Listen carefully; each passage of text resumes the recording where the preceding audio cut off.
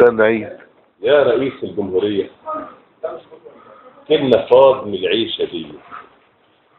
اتفقنا ان انت اب وانت راعي للرعية. جابوا ناس ترعى المصالح، طلعوا ناس بيع القضية.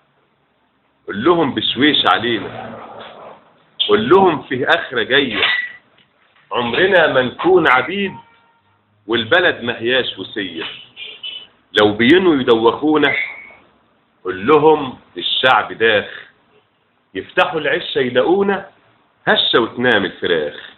يا رئيس بالله عليك ربنا يعزك كمان، وانت جاي تتعشى فكر نص شعبك نام جعان. سيبنا من سعر الحديد ولا اسمنت المباني، نفسنا بس في معيشة ليها طعم وشكل تاني.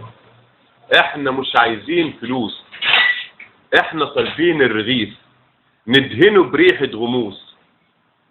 اي حاجة بس ناكل، كنا راضيين بالفلافل ليه يغلوا الفول علينا.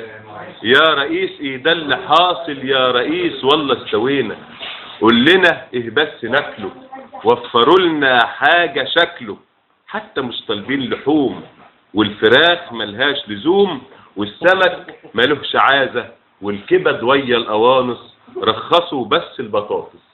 اعتبر شعبك فريق خد بطولة باسم مصر. افتكر حاجة لشعبك، احنا برضو شعب مصر اللي ياما وقفنا جنبك، ياما قلنا لك امين، ياما شدينا الحزام كله يا ريس بأمرك. ربنا يطول في عمرك، نفسنا نستغنى عنه. فكها حبة علينا والحزام ريحنا منه.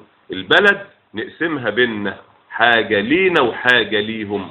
اي حاجة تبل رقنا والبلد مبروك عليهم. يا رئيس الجمهورية كلنا فاض من العيشة دي. يا رئيس الجمهورية نفسنا في عيشة هنية.